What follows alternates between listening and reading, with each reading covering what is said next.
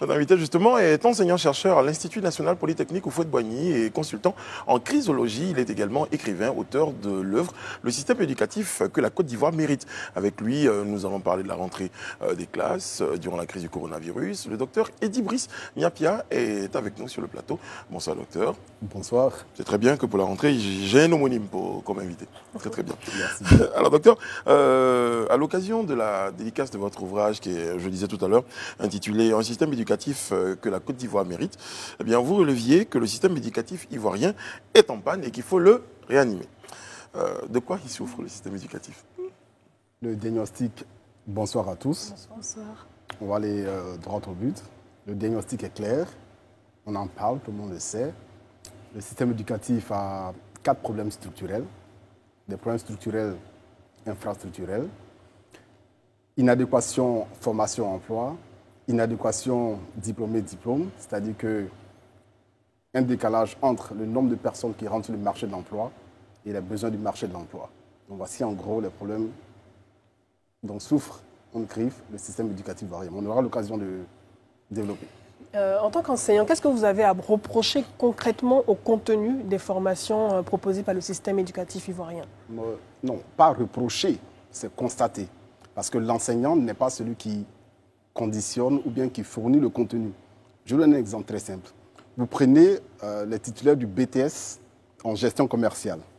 Aujourd'hui, ils ne font pas de e-marketing, ils ne font pas de e-commerce. Aujourd'hui, ceux qui recrutent le plus, c'est dans le domaine des NTIC. Donc, il va sans dire que tous ceux qui vont partir, bien entendu, seront bien formés, mais ils seront handicapés sur le marché de l'emploi. Est-ce que vous avez des chiffres quand vous parlez de recrutement? Des recrutements, en Côte d'Ivoire, on sait que chaque année, on a 75 000 diplômés, chaque année, pour 13 000 emplois disponibles. Donc, ça fait 62 000 emplois à créer chaque année. Et l'impact, ce sera le concours de la fonction publique. Je prends le concours le plus adulé, qui est le concours du CAFOP. Chaque année, lorsqu'on a 5 000 places, on a 75 000 candidats. Pour l'ENA, on a 400 places, on a 100 000 candidats. Donc vous voyez la différence. Et surtout l'attrait qu'a, n'est-ce pas, les étudiants pour ces concours-là.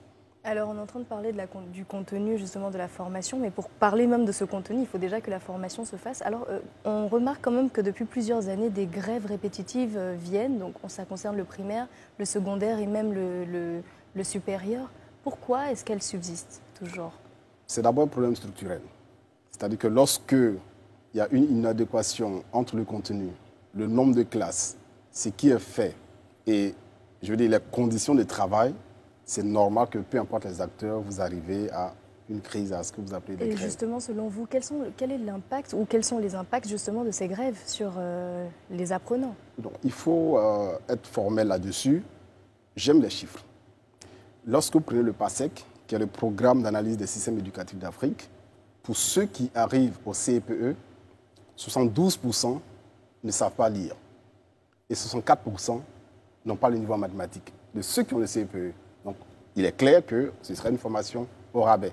Ce n'est pas moi qui le dis, c'est le PASEC qui ne savent englobe. Pas bien lire ou ne savent pas lire totalement? N'ont pas le niveau en lecture. Ouais, c'est-à-dire que pas bien lire. Lorsqu'on dit vous n'avez pas le niveau en lecture, vous n'avez pas le niveau en lecture. Donc vous n'avez en pas matière bien de compétences, voilà, en matière de compétences, il ne faut pas tergiverser. Vous n'avez pas le niveau en lecture, ça veut dire que vous n'avez pas le niveau en lecture. Vous avez 4 sur 10, vous n'avez pas le niveau. Vous n'avez pas le niveau, il faut le dire. D'accord, puisque vous aimez les chiffres, on va essayer peut-être Achetez cette transition-là.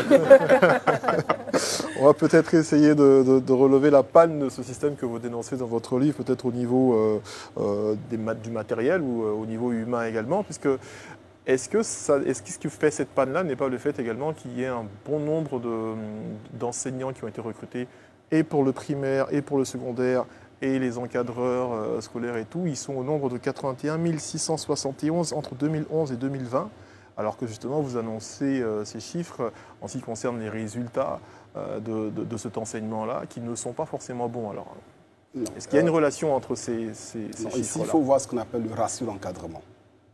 Il y a des normes. Lorsque vous prenez les ratios d'encadrement, c'est un enseignant pour 25. Et lorsqu'on parle d'effectifs pléthoriques, au niveau de l'UNESCO, c'est 45.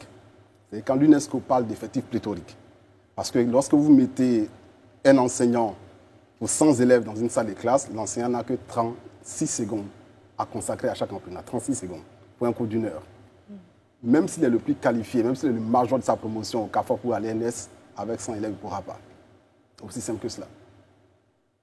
Vous n'avez pas répondu à ma question. Justement, aujourd'hui, on a 81 671 enseignants qui ont été recrutés entre 2011 et 2020. Tout à fait. Est-ce que vous pensez que c'est un chiffre suffisant pour avoir de bons résultats et pour avoir les résultats nous sommes dans le quantitatif. Est-ce que ça a résolu le problème, docteur? Non. Donc, ce n'est pas le quantitatif qui peut résoudre le problème? Non, parce que dans la salle des classes, c'est d'abord une classe, ensuite on a les écoles.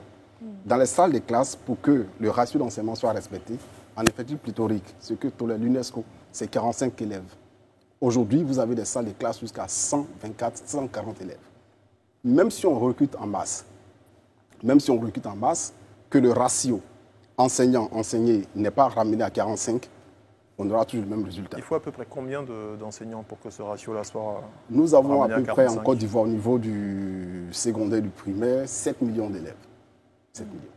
Donc, à nous de faire le calcul. C'est-à-dire qu'on ne peut pas transiger. Même si on recrute, que le ratio par classe n'est pas respecté, on aura toujours le même résultat. C'est systémique. Certains ont estimé que, justement, pour revenir à la question de Serge, que le mode de recrutement de ces enseignants-là, peut-être un tout petit peu rapide, a un tout petit peu joué sur les résultats. Vous partagez ce point de vue? C'est possible parce que je sais qu'il y en a qui ont été recrutés, ce qu'on appelle les contractuels aujourd'hui. Les instituteurs adjoints sont recrutés avec des niveaux BEPC. Bon, c'est vrai qu'il y a des étudiants de Bac plus 3 qui viennent postuler, mais il faut un minimum de formation rigoureuse au CAFOP pour qu'ils soient aptes à enseigner, parce qu'il n'est pas enseignant qui veut, mais qui peut.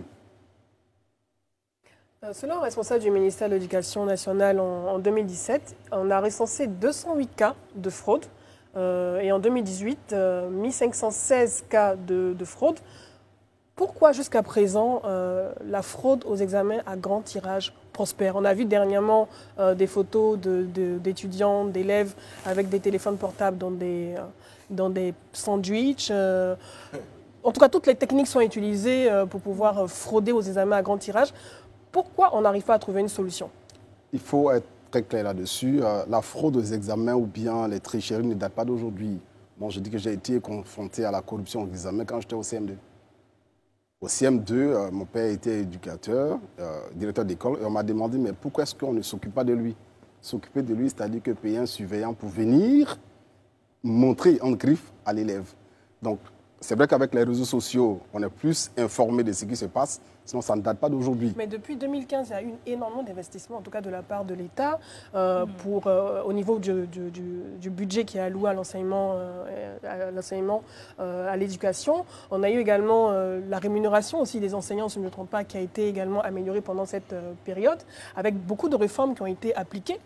Pourquoi jusqu'à présent, malgré toutes ces réformes, malgré ce budget qui a évolué au niveau de l'enseignement national, pourquoi on n'arrive pas à résorber, en tout cas un tant soit peu, les cas de fraude? Le budget de l'éducation, c'est 1333 milliards. Mais il faut dire qu'à l'examen, le surveillant a un double employeur. C'est-à-dire que les primes qu'on lui verse pour être surveillant par l'État, mais également les élèves se cotisent. Et souvent, ce montant est plus consistant que ce que l'État donne. Les élèves se cotisent, c'est-à-dire... Ce sont les élèves qui corrompent. Oui. Ah, pendant les examens, Pendant les examens. Vous avez vécu ça en tant qu'enseignant? Pas vécu, j'ai des preuves, des captures WhatsApp, où des élèves se cotisent 5 000 francs par tête pour payer le surveillant. C'est-à-dire que le surveillant ne surveille pas les élèves, mais il surveille le secrétariat pour qu'ils puissent mieux tricher. Mais quand vous avez reçu ces informations, comment vous les avez traitées? Est-ce que vous avez joint qui de droit pour dénoncer cela? Non, justement, c'est ce que vous constatez. Quand le ministère dit qu'il y a eu 1500 cas de fraude, c'est de ça qu'il s'agit. Ce sont les chiffres. Ce sont les chiffres. Parce que, et pour tricher aussi, il faut être un peu intelligent. Lorsque vous avez 20 copies conformes, mon village s'appelle André Tapi Salécro, tout le monde met la même chose, c'est ce qu'ils ont triché quelque part, donc ils ont le même fournisseur. Je sais qu'à Bobo, il y a un enseignant qui a sauté d'un bâtiment qui a fait s'est fait tuer parce qu'il s'est fait prendre. Donc c'est tout un réseau parallèle en griffe qui s'est créé pour la fraude. C'est-à-dire que les méthodes se sont améliorées en fait. La responsabilité vient des élèves et des parents? Des élèves d'abord, parce qu'il faut le dire, aucune entreprise ne va former quelqu'un qui est tricheur, mais qui se forme au rabais. Mais comme je l'ai dit, c'est le résultat de quelque chose. Ils sont formés peut-être dans des conditions pas optimum. Donc, à la veille des examens, il n'y a pas de fois à faire en tant que tel, puisqu'on sait qu'on aura un réseau, ce qu'on appelait les bacs WhatsApp, les BTS SMS. Donc, notre cerveau n'arrive plus à retenir. Donc, une partie de notre capacité de rétention est stockée dans le téléphone. Donc, il faut forcément le téléphone pour que je puisse travailler. Mais justement, on parle de fraude. Ben, on avait vu le 17 août dernier donc, certains élèves qui étaient allés manifester au plateau en disant qu'ils avaient été accusés de fraude alors que ce n'était pas le cas. Je dois trouver un petit sourire quand même, quand vous le dites. Oui. Alors, quelle lecture Je vous faites de suis cette sortie moi-même enseignant. Ce n'est pas parce qu'on ne vous a pas appris. Ce n'est pas parce qu'on ne vous a pas appris que vous n'avez pas triché. Je ne suis pas dans le secret des délibérations. Mais je sais que lorsqu'on met fraude sur votre copie, soit vous avez des copies conformes, c'est les mêmes mots, ou bien quelqu'un qui écrit une citation et il reprend et laisse la place pour le titre. Mais si on prend le cas des sciences exactes comme les mathématiques, on peut très bien avoir les exactes mêmes réponses sans avoir triché. Je n'ai pas les statistiques matière par matière. Mais lorsqu'on met généralement fraude, il y a des preuves de fraude que peut-être le parent ou bien l'élève n'a pas. Maintenant, s'il peut tenter un procès, bon, ben, au procès, on verra. Il y a possibilité de faire appel? Je n'ai pas cette information, mais je sais que lorsqu'on met fraude, il y a effectivement fraude. C'est quand même incongru comme situation, en tout cas, de voir des élèves qui se plaignent, qui manifestent parce qu'on les a attrapés pour fraude. En tout cas, ça prouve vraiment... Non, parce qu'on ne les a pas attrapés sur les faits. Mais parce qu'ils se sont rendus compte par la suite. Il y a des feuilles où l'élève va te dire, monsieur le correcteur, voici pour moi avec un billet de 5 000 francs à l'intérieur. Wow. Vous avez vécu ça, vous? Vécu, pas vécu, mais vu avec des preuves, des images à l'appui. Vous semblez, depuis le début de vos propos, jeter la responsabilité et sur les élèves et sur les enseignants, mais qu'en est-il de celle des parents? Est-ce que vous pensez que c'est des responsabilités partagées? Je ne crois pas ou bien je ne pense pas qu'un parent enseigne la fraude à son enfant. De mémoire, en tout cas, comme moi je passais le CEP, il y a quand même quelques années, je me rappelle bien qu'il y avait des policiers, des gendarmes partout dans le centre, mais c'est les parents qui, à un moment, le mot avait été lancé, on disait que le pétrole était en train de couler, donc c'est des parents qui couraient partout dans les salles pour passer des feuilles aux examinateurs qui les passaient aux enfants. Donc là, vous avez plus d'informations que moi. Ce n'est pas des situations que vous avez vécues? Non, moi, je n'ai jamais été dans un centre d'examen. Où les parents ont demandé d'aider leur enfant, parce que c'était ça. Non, ça, je l'ai vécu. Quand je l'ai vécu, j'étais dans une salle d'examen où mon père avait donné l'instruction ferme de ne pas me toucher. Mais je voyais des gens qui ont montré 2 ou 3. Vous imaginez bien que ces enfants-là aussi... Et ça, j'étais au CM2. Ces enfants-là, quand ils laissent de l'argent dans des copies, ils ne travaillent pas. C'est de l'argent qui vient des parents. Bien entendu. Comment peut-on lutter concrètement contre la fraude? Au niveau, je pense qu'aujourd'hui, les méthodes ont évolué avec des détecteurs de métaux. Si on arrive à détecter un téléphone portable qui est caché dans un sandwich, c'est qu'au moins il y a un effort qui est fait pour détecter ce portable-là. Donc il faut sévir et il faut que les sanctions soient plus sévères. On n'a pas vu le cas d'enseignants qui ont été sanctionnés Peut-être qu'on n'en parle pas assez, mais je sais qu'à Bangourou, il y a un enseignant, et même au début des épreuves, un enseignant d'EPS qui a été pris, qui a été présenté. EPS. Donc il y a un peu tout le monde. Il y a responsabilité des parents, de certains parents, responsabilité des organisateurs. C'est quoi qu'il en soit, si les épreuves fuitent, c'est parce que peut-être qu'il y a une certaine négligence à un certain niveau, et puis les élèves eux-mêmes qui renchérissent. On parlera tout à l'heure de... On a eu les diagnostics tout à l'heure, docteur. Vous avez présenté les causes pour lesquelles on a besoin de réanimer. Nous abordons à présent le volet des propositions pour améliorer ce système éducatif en Côte d'Ivoire. Alors, docteur, en tant qu'enseignant, en tant qu'acteur du système éducatif, qu'est-ce que vous pensez qu'on peut mettre en place, le gouvernement et puis certainement d'autres acteurs, pour rendre plus compétitif ce système-là? Ok, je pense que même c'est le thème de l'année, école résiliente, compétitive. D'abord, au niveau du primaire, il y a des matières, par exemple, qu'on doit ajouter pour développer les compétences relationnelles chez l'enfant. Il faut non seulement veiller à ce que les enfants ne soient pas trop entassés dans les salles de classe, veiller à limiter au maximum à 40. Ça va générer des frais, il y aura peut-être des surplus à payer, mais il faut veiller à cela. Ça sera déjà un grand début au niveau du primaire. Veiller à ce que la dictée, comme on faisait la dictée, revienne. Parce que sans un minimum de compétences en dictée, la base est ratée. Donc il faut revenir aux fondamentaux de l'enseignement au niveau du primaire. L'emploi, et ça je l'ai dit, le recrutement doit être plus rigoureux. Parce que tout part du recrutement. L'école, c'est un système, c'est comme une économie circulaire. C'est ceux qui sortent qui vont former les autres. C'est au niveau du primaire. Au niveau du secondaire, et là... Pardon, docteur, je vous arrête un tout petit peu pour le primaire. Est-ce qu'au niveau de l'âge, il n'y a pas quelque chose à voir? Ça dépend. Ça dépend. C'est vrai qu'il faut quand même laisser l'enfant grandir. Certains le disent, hein, ça, les psychologues de l'éducation pourront mieux se prononcer là-dessus. D'accord. Mais à partir de 3 ans, 3 ans et demi, il y a des enfants quand même qui ont la capacité d'assimiler un certain nombre de choses. D'accord. Voilà. Donc l'âge, ça dépendra. Je pense que les psychologues pourront se prononcer là-dessus. Okay. Mais je tiens non seulement aux conditions de travail, au nombre, c'est-à-dire le ratio d'enseignement. J'insiste là-dessus, le ratio d'enseignement. La dictée doit revenir. Il y a certaines matières qui ne sont pas utiles pour un enfant du primaire. Vous prenez une leçon, par exemple, d'histoire où on enseigne les grandes découvertes, l'astrolabe, la poudre à canon, la caravelle, l'Empire Songhai, ça n'apporte rien à l'enfant. Il pourra aller faire un doctorat sur l'histoire antique après, s'il le veut, mais il y a des matières aujourd'hui qui permettent à l'enfant d'être plus éveillé. Donc il y a des matières qui font... Quelles sont ces matières-là, en exemple?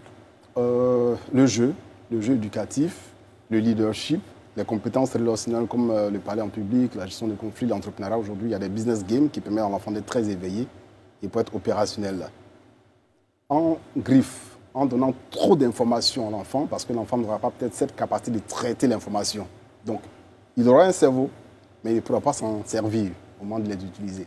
Est-ce qu'il ne faut pas faire carrément une refonte générale du système éducatif ivoirien, qui n'est plus adapté, partant du primaire jusqu'au secondaire, qui n'est plus adapté? On apprend des notions, en tout cas nos petits frères, nos enfants apprennent des notions historiques et même sur la géographie qui sont dépassées, qui sont remaniées. On est dans un monde qui évolue. Est-ce qu'il ne faut pas faire un remaniement carrément de l'enseignement? C'est plus qu'urgent parce qu'on risque de former des personnes bien formées, mais qui n'ont rien à voir avec le marché de l'emploi. Et qui sont peut-être plus en avance. En Empire Songhai, par exemple. Non, c'est vrai. Il faut faire des réformes. D'accord. On pourra essayer avec peut-être 2 ou 3 régions, voir comment ça se comporte avant de l'étendre. Okay. Mais on doit faire des innovations. Pour le secondaire? Au niveau du secondaire, d'abord, réduire encore, j'insiste là-dessus, le ratio d'encadrement, ramener ça à 1 enseignant pour 45 au maximum. Au niveau des matières, c'est vrai que l'entrepreneuriat est au programme, mais nombreux sont des enseignants qui n'ont pas reçu de formation pour enseigner l'entrepreneuriat. C'est une très bonne chose, mais il faut améliorer l'écosystème d'enseignement de l'entrepreneuriat parce que, bien souvent, après le bac, certains n'ont pas envie de continuer. Or, ils ont du potentiel. Donc, si on les met dans des conditions de déjà développer leur potentiel à travers l'entrepreneuriat, ça permettra de créer ce qu'on appelle cette économie circulaire. Alors, c'est un bon nombre de propositions qui sont assez pertinentes justement pour faire évoluer et progresser le système éducatif. Est-ce qu'elles ont été portées à la connaissance des décideurs notamment? Oui, oui. Et quel résultat on en a eu? Résultat, nous observons. Hein, nous observons, mais... C'est une façon de dire qu'on ne vous écoute pas trop? Non, pas écouter. Je pense que nous n'avons, ça j'insiste là-dessus, la même notion d'urgence. Lorsque j'interviens souvent, c'est des rapports que j'ai déjà trouvés sur place, qui existent. Lorsque vous prenez le programme d'analyse situationnelle de l'enseignement supérieur qui a été édité en 2018 et qui est disponible, les recommandations d'experts disent qu'il faut vulgariser, par exemple, l'entrepreneuriat dans tous les secteurs, à tous les niveaux du système éducatif. Ce n'est pas moi qui le dis. C'est la suite d'une analyse d'un problème. Il faut le faire. Seulement qu'au moment de la mise en œuvre des réformes, le temps est déjà passé. C'est la même chose pour l'enseignement professionnel. Les réformes, par exemple, qui vont être mises en œuvre datent d'il y a 10 ans. Or, chaque 10 ans, l'école change. Donc, du coup, mais dites-moi, on produit, on ne réforme pas vite. Excusez-moi, dites-moi, docteur, mais justement, votre ouvrage intitulé « Un système éducatif que la Côte d'Ivoire mérite », je ne sais pas, vous ne me donnez pas envie de le lire là tout de suite, excusez-moi, parce que vous êtes en train de me dire qu'en fait je vais le lire, je vais aimer vos idées, oui. Mais en vrai je vais les aimer pour rien parce qu'elles ne pourront jamais être appliquées. Non, je n'ai pas dit qu'elles ne pourront pas être appliquées. Il faut faire un lobby, un forcing. On a un constat, mais peut-être qu'on ne regarde pas la même chose. Lorsque vous prenez le classement, le top 200 des universités d'Afrique, aucune université ivoirienne n'y figure. La seule université ivoirienne top qui 200. était... Oui, il y a un top 200 des universités d'Afrique. La seule université qui y figurait en 2017, c'était l'université Alassane Ouattara de Bouaké. Elle était à la 161e place. Donc, c'est-à-dire que lorsqu'on prend les 200 meilleures universités d'Afrique, la Côte d'Ivoire n'y figure pas. Or, il faut y figurer. Des efforts ont été faits et je demande aux étudiants et aux enseignants, il faut que nous soyons classés. Parce que l'éducation, c'est aussi un label, c'est aussi un levier de développement d'une nation. Est-ce que vous avez un modèle de système éducatif auquel vous vous référez, que vous prenez en exemple par exemple? Oui, lorsque je prends le modèle finlandais, le modèle de Singapour, le modèle de la Corée du Sud, puisque ce que nous enseignons actuellement, ce n'est pas nous qui les avons produits. Aucune nation, et ça j'insiste là-dessus, ne donnera une arme sophistiquée à une autre pour combattre. Il en est de même pour un système éducatif. Vous souhaitez qu'il soit plus adapté à nos réalités? Adapté à nos réalités, plus concret, c'est ce que j'appelais les problem solving educational system. Vous êtes surtout en train de dire qu'il est biaisé depuis la base. Il est biaisé depuis la base.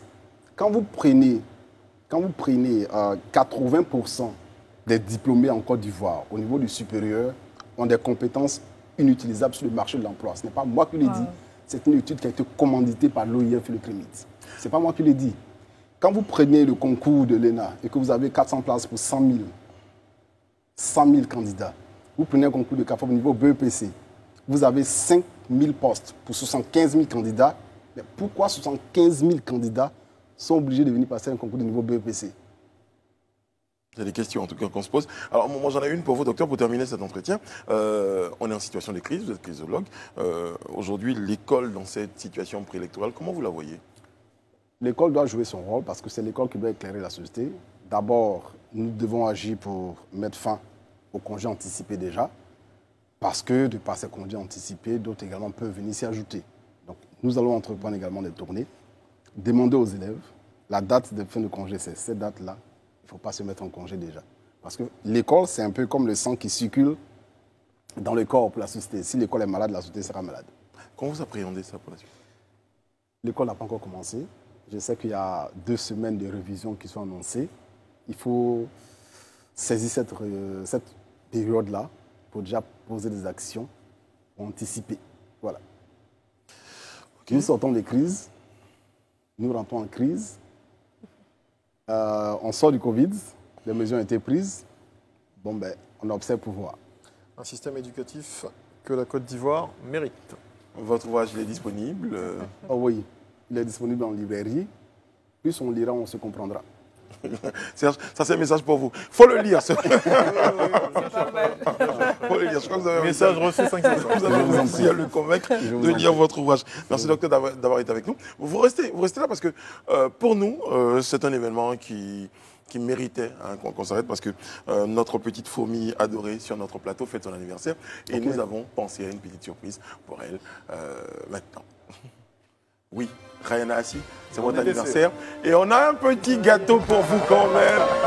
Oh, voilà le gâteau. Happy birthday. Happy birthday, Rayana Assi. Est-ce que je peux casser un papo? Oui. On dit chez nous. Vas-y. En vrai, personne sur ce plateau ne le savait. Lui, il a su dans l'oreille. Ouais. Bon, je le savais depuis 15 parlais ans. en début d'émission. Je me dis, on aurait pu, mais bon. Allez.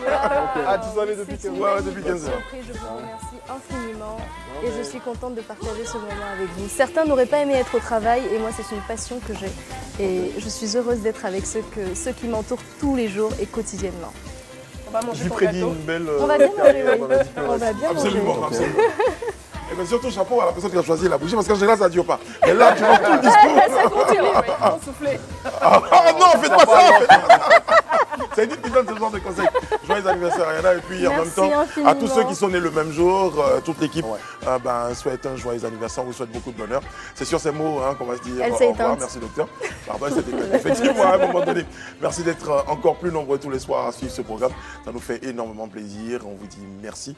Merci pour toutes vos réactions, vos suggestions sur nos pages Facebook, Instagram et les autres pages des réseaux sociaux. On se retrouve demain sur ce même plateau à la même heure avec toujours autant de plaisir. Que Dieu vous garde.